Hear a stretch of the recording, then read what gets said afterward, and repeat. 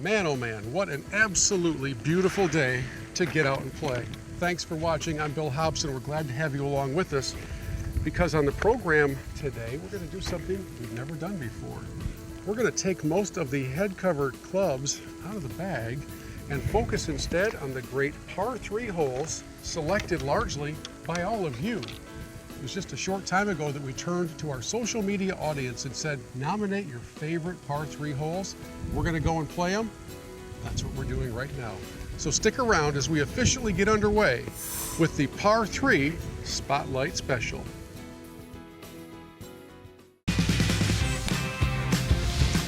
Welcome to Michigan Golf Live Television, celebrating our 20th season of shining the spotlight on the best places to stay, play, and enjoy the greatest game on earth. Stay connected 24/7 to MGL on Facebook, Twitter, our weekly radio show, and podcasts on the all-new 4golfersnetwork.com. Every once in a while, we get the privilege of putting together a program that you, our viewers, help produce. That's definitely the case today. Hi, I'm Bill Hobson. Thank you for watching as the next 30 minutes actually showcase holes that you help select. A few months ago on our social media channels, we put out the request to name your favorite par 3 holes. We chose from hundreds of entries the 9 holes you're about to see. Now, you're not going to need your driver, but your iron play had better be on point as we visit holes ranging from 84 yards all the way up to 235. As we travel to the Upper Peninsula and all the way down to Southwest Michigan, this show has a little bit of something for everybody, and it takes us pretty much everywhere. So, thanks in advance for your help producing, and let's get things rolling with this par 3 Spotlight Special. While I am thrilled that we're starting our par 3 Spotlight Showcase on the 17th hole at the Coyote Preserve near Fenton, I'm glad it's not the opening hole for a round of golf. This is one tough par 3 to kick off our tour. Jason Rainey runs the show here at the Coyote Preserve. It is good to see you. Nice to see you, Bill. Thanks for coming out. Appreciate it. We're glad to be here, and what a gorgeous setting this is. This number Absolutely. 17 hole is one of the prettiest, I think, anywhere in the state. Yeah, and it plays long. 235 from the tips. Yeah, it's everything you got, and it kind of fits into our, we call it the Coyote Trap, our finishing 3 holes of 16, 17, and 18. So par 5, par 3, par 5, and it can make or break your round. Back in the day when his company was designing courses, the king himself, Arnold Palmer, laid out this property, and you know he likes good finishing stretches, Absolutely. Including 17. Yes, yeah, for sure. And with the carry over the water and well bunkered, yeah, he definitely made a tough par 3 coming down the stretch. Get away with a 3 here, you feel pretty good? Absolutely, for sure. Okay, so this preserve golf experience, because we want our viewers to come and play the entire course, obviously. Sure. What's it like here? It's unbelievable. The scenery. Most people come, to be honest, for the scenic views. You know, we've had the saying for a long time now. It's the up north feel without the drive, and that's what it is. It feels like you're 3 hours up north and not in southeastern Lower Michigan anymore. So, and here we are, just literally a 3-wood off of US 23. Mm-hmm. A little bit south of Flint, north of Ann Arbor. I would think there are guests coming here from not just Michigan, but neighboring states as well. Correct. We do. We get a lot of play from both Indiana and Ohio. You know, getting a lot of guys, the groups going up north and back down as a destination place to play on their way up or back. Now, you've played here a number of times. What would be the Jason Rainey lifetime scoring average here on number 17? Boy, I would have to say probably 3.5 to a 4. That's not bad. Yeah. With all that water. With the water, you know, if you're going for the pin, you know, you better hit it solid, or you're going to come up a little bit short and probably be wet and can turn into a 4 and definitely a 5 in a heartbeat. Well, I have good news for you because we're on television and we're editing. Nobody takes bigger than a 3 today. I like that. There is no way we could possibly present a special of the great par 3 holes in the state of Michigan without coming to the 5th at Black Lake Golf Club in ONAWAY. My friend Nick Awney is here to help paint the picture of what Reese Jones did with this 230-ish yards of property. This is pretty cool. This is awesome right here, Bill, and glad to have you back here again. This is one of our signature holes here, but we really have 18 signature holes, but this one's a special one. This is the Little Sahara, right? A 3 on this hole probably feels like a birdie anywhere else. Yeah, it's a tough hole from back here. It's 200 yards, and you got a lot of carry, obviously, but you've got some bailout as well, so it's a good, fair golf hole. As you stand at the tee, you've got a couple options. One, you have the bailout on the left where you can hit it just to the left of the green and let it roll back up to the green and bail out that way, or you can carry the Sahara all the way to the green and try and carry that big sand trap, and if you don't, you're going to end up in the Sahara. Now your director of golf, Mike Pearson, and I are going to play this hole today from the back, and there's a little breeze at us. I might have to hit driver. I'm an old man. I've seen it happen here before, and sometimes I'll hit driver from back here as well. So, how does 5 fit into the entire property, this beautiful setting? You know, it showcases the property very well. As we stand here, you get the feeling that we're sitting in nature, carved in the woods, and that's what this golf course is all about. It's always being back in nature. You're not going to find any home site or development on this golf course at all. So you're not going to have a guy lifting his grill or say, honey, get me something. It's just pure natural golf. And you're not really going to have to worry about hearing somebody holler 4 because the holes don't run right next to each other, and it's just peaceful and serene. It is. It's beautiful out here, and it's a good place to play around the golf. Okay, so a 3 here is really good. A 2 would win you a skin most days, and a 4 is probably common. Most days, yeah, and I've seen a lot of 5, 6, and 7s out here, so yeah. It's a tough hole. Avoid the Sahara at all costs. What's the Sahara? If you don't know by now, you have not been paying attention. It's good to see you. Thanks for letting us showcase beautiful number 5. All right, thanks, Bill. As we continue the par 3 Spotlight Special, we come to Troy, Michigan, which is an expanded suburb of Detroit, to Sanctuary Lake and Aaron Canold. This 7th hole behind us was one that was voted on by our viewers. Why don't you share with everybody why that would be? Yeah, so it's a fan favorite probably because of the view you get on top of the hill here. We're probably about 50 feet above the green. It's a little bit shorter of a hole as it is, so a relatively easy shot. We get a lot of hole-in-ones here every year, which I know is why it's a huge fan favorite. But more importantly, the elevation, I think, is just kind of what sets it apart from other golf courses you might play in Oakland County. Let's talk about what guards that green. We have a little bunkering, and then there are some undulations that'll challenge you. Yeah, so it's not just a simple straight shooter. There's a fairly big valley that runs through the golf course. There's some elevation on the front of the green, and then it dies down and then picks back up on the back of the green. And as well as you do have the 2 bunkers on either side. So while it looks easy, I don't think it plays quite as easy as it looks. We came here on a day when the course is quite busy, and you were telling me off camera that all the days are quite busy, which is a wonderful situation for Sanctuary Lake. But for our viewers from all around the region who've never been here, fill in some of the color on this entire property. So yeah, because we're a landfill renovation course, when the architects designed and built this course, they could really start from scratch. There was no natural terrain. They built it all. And to their credit, they did a great job structuring some elevation changes and doing some unique characteristics that really set it apart from other golf courses, again, you'd find in the Oakland County or Detroit metro area. So I think the uniqueness of the property is what draws a lot of people out to it, and you can't beat the location. We're right off 59, we're steps away from 75. We're pretty accessible to pretty much everybody living in the Detroit metro area. Are you seeing golfers during a very busy summer, golfers come in from even a further range out? Because golf is very popular these days. Yeah, we'll get people from Ohio, we'll get people from the west side of the state. Again, it's easy to get to no matter where you are, especially in the Detroit metro area. And I think, again, the uniqueness of the property definitely lends its appeal to golfers everywhere. Who would have guessed that after just a few holes in this par 3 Spotlight Special, I'd already be 3 under par. The magic of TV editing. When we come back, we head to the southwest side of Michigan to a golf course made famous by the Golden Bear himself. Up next, Harbor Shores Resort, as this par 3 Spotlight Special continues.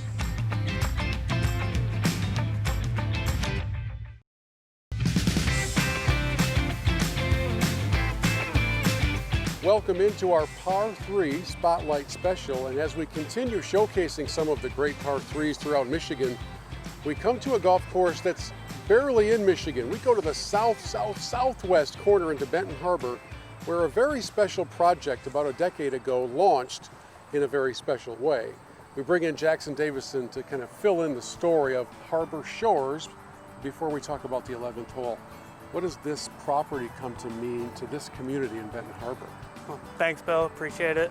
Thanks you guys for being here. So I guess Harbor Shores in general is a really, really special story to tell about the community of Benton Harbor.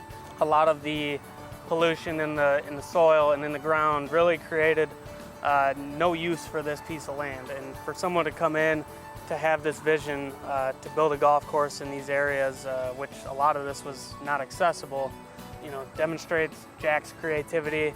Well, the Jack that he's alluding to is Jack Nicklaus, the Golden Bear, the greatest of all time, who designed this beautiful property. You and I are about to showcase the beautiful 11th, the par 3, which of course, if you're keeping track at home, comes right after number 10. That hole, perhaps more than any other, helped put Harbor Shores on a national map.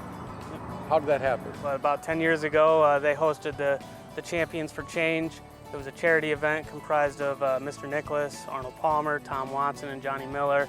And they went out and played 18 holes for charity. And what had transpired on hole 10 was a putt that never thought that could be made. And the greatest that's ever played this game walked up and hit it in as if it meant nothing. But I think that day alone really helped set the tone for what Harbor Shores was going to mean to everyone watching.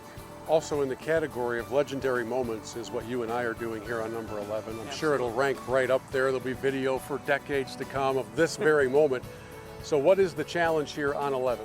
So this whole corner is a really fun corner to look forward to between 10, 11, 12. 11 is a short par 3. It provides a very visual opportunity for scoring, but on a day like today where we got winds coming out of the north, it can make for a pretty interesting tee shot. And where the pin is located today, it's actually located in the Championship Sunday location and tucked in the very back right corner. Is that just for me? Did you do that just for me? Absolutely. Yeah, thank you so much. And for all of the lineage and the heritage of Harbor Shores over the last decade, we don't want you to be confused. You can come play here. This is open to everybody watching to come tee it up.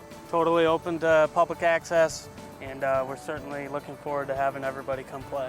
Whether your name is Nicklaus, Palmer, Miller, Watson, Hobson, or Davison, you can come tee it up here. And when you do, bring your camera with you. This is a spectacular property, and I love the part of the story of how it has impacted the Benton Harbor community. Thanks so much for sharing it with us. Yeah, my pleasure. Thanks for being here. From the beauty of Harbor Shores Resort, we hit the road and head north to the beautiful Upper Peninsula, and a destination so good it hosts top collegiate competitions as well as a professional tour event when the ladies on the Symetra Tour visit each season. Our stop is Island Resorts and Casino, home to a pair of championship courses, Sage Run and Sweetgrass. For this par 3 spotlight special, it's the gorgeous 15th hole on Sweetgrass that draws our attention, as well as the attention of golfers from all around the nation. The distinctive island green is visible from a handful of neighboring holes, and as course architect Paul Albanese told me when we were on the course together, there's just something special about number 15. We knew that having 15 in the middle like that with the island and the bridge, I mean, that's something. The bridges on this course are something to talk about now for 5 minutes. I could tell you the story behind the bridges. But these are historical bridges. They're historical bridges. The fact that the bridge got to bridge the island green with the mainland in that central location. The beauty of that is as people are playing the 12th hole, they come up and they see that and they realize, wow, we get to play that in about 3 or 4 holes. The anticipation factor of that is really exciting. From a viewing standpoint, it's one of the most viewable places on the golf course as you're playing this tournament. So It really makes the tournament experience fun. And the bridges themselves, we almost named this golf course, instead of Sweetgrass, 7 Bridges. Because what happened is Pat Grollo, who was one of the administrators here, had found these old bridges through the DOT. They were giving them away. They needed to get rid of them. And we found a way, our construction team, to bring these bridges onto this property at a very economical way and install them on that island green. And after we did it, everyone realized this is going to be the focal point of this golf course. Yeah. So then we found 6 more of them. We said, man, this is going to become the Bridges golf course. So it almost went that way. So when you set your sights on golf in the Upper Peninsula of Michigan, make sure Sweetgrass number 15 is part of your plan. Now grab an extra sleeve of balls and then get ready to enjoy one of the great par 3 holes found anywhere in the state. I actually have a prop to begin this conversation because we are at the Orchards Golf Club, an absolutely gorgeous course on the east side of the state, and Jeff Stalkop has called this place home for quite some time. What's special about the Orchards? You know, the Orchards is just a fun, casual place to be in championship conditions, and it's been 27 years. This year started our 27th year here as the head pro, then director of golf, and the ownership here has just been outstanding. Let us do our job, let us run the facility, and the customers as well. They enjoy coming here. Well, one of your customers loves the hole we're on right now. This is the 12th, and in our par 3 spotlight, this one received a lot of votes. So what is it about 12 that would have captured their attention? I think just the length is 160 from the back tees. The characteristics of the green, where the green kind of falls away from you, and there's 2 shelves. And then on the front right of the green, you can have like a Sunday pin in between the bunkers. One of the things that I love about this hole is it's a reminder that a really challenging par 3 doesn't have to be 290 yards or whatever they play at the big boy tours. So you can, from the front, or from the white tees, it's 110 yards, back tees 160, and it gives everybody a chance to, you know, hit it on the green with a wedge or a 7-iron, and they enjoy it. And depending on where that hole location is, there's some bunkers up there that are waiting for you. For sure, yeah. You got the left bunker seems to capture a lot of people, front right bunker for sure, and then you can't see the back right bunker, which also can save you from kicking into the hazard.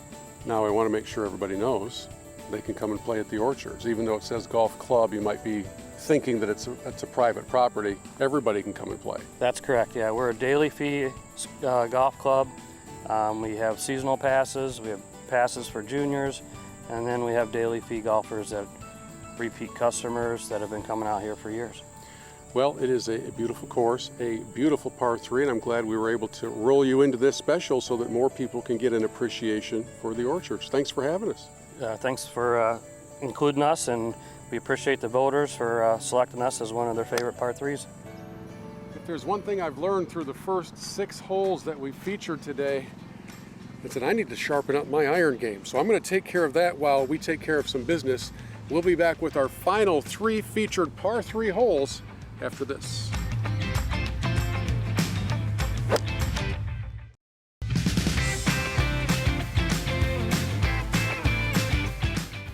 Agaming Golf Resort, beautifully situated alongside Torch Lake, has 36 championship holes on 2 courses, Torch and Sundance. And Larry Laveley's the director of golf here and a managing partner. What a piece of property you have here. What's special about Agaming? Well, almost 22, 23 years ago, we were giving just a great opportunity by the owner that had a lot to do with building the Torch, the original Agaming course, into what it was. And we were given a wonderful piece of property. And over the last 22 years, we've renovated Torch a little bit, and then we built Sundance in 2005. Well, when we polled our social media crowds about the top par 3s in the state, Sundance number 8 was one of them that received a number of votes. We're standing on the tee box on a very breezy afternoon. What is it about 8 that can grab your attention? Well, thankfully, the breeze is usually always blowing downwind on number 8, but I think people like it mainly for the challenge. Number 8 is known as probably the toughest par 3 on the whole property. It's a very narrow green, but I think they also just like the setting. It's one of the prettier areas of the course, and the backdrop of the hole is terrific. Working the pro shop ever since Sundance has been open, one of the common themes coming around at the turn is I had a great round of golf going until I hit number 8 and 9. So it's just a very tough hole, but also very pretty. And today I get to play against your talented son. You've set me up here, haven't you?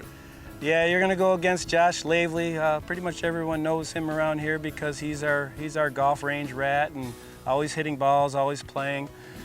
Being 500 yards away from the course his whole life, he just fell in love with it, and he practices a lot, and he's become quite a player.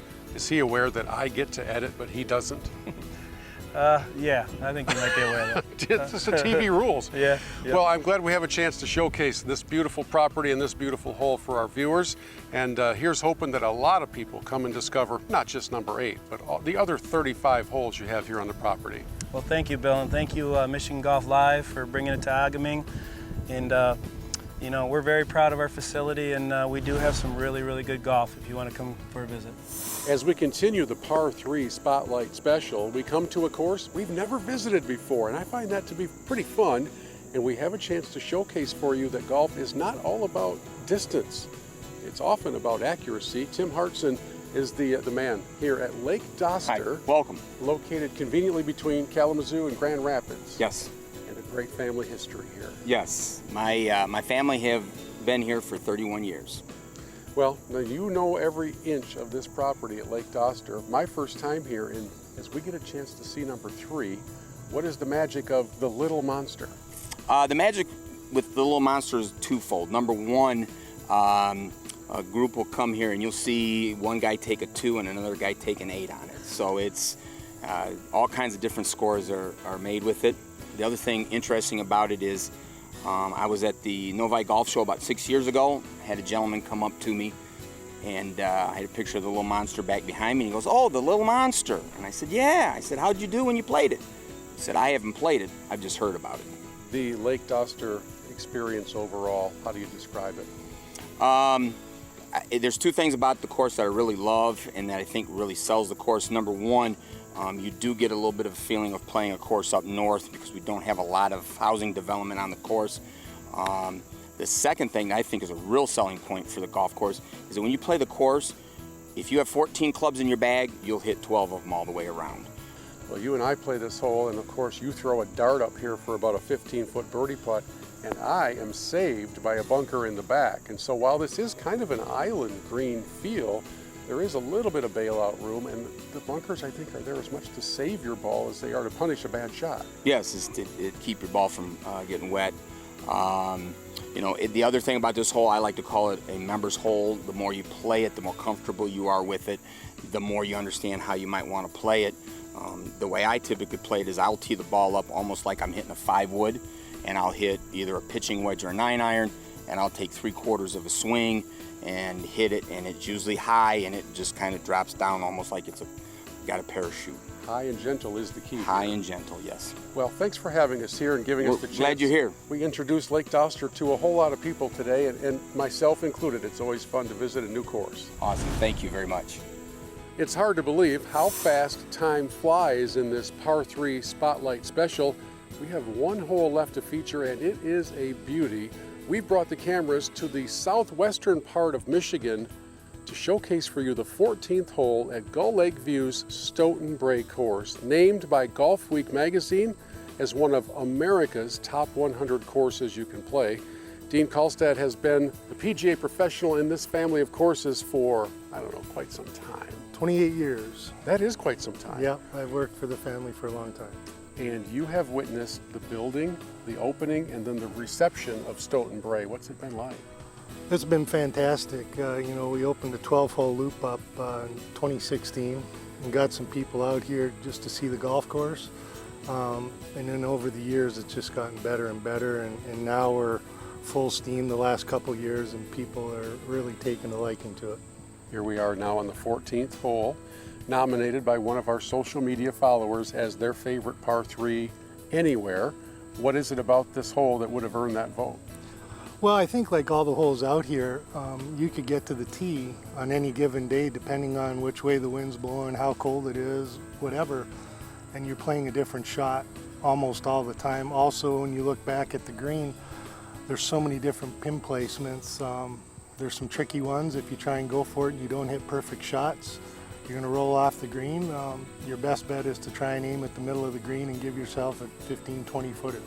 And if the wind gets howling, you're going to have to learn how to play your ball maybe a little lower than you normally would. Exactly. Then it becomes more like playing golf overseas, and a lot of people that get here, once they start having to do it, some of the members, some of our regular play, they just learn to love it because it's, again, unique to this area.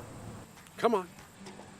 You know, it's just birdie after birdie. No editing required here on television. And that putt brings us to the end of our par 3 spotlight special. Thank you to everybody who voted for the holes that we featured today. If our credits were long enough, we'd put all the voters' names in, but time is somewhat limited.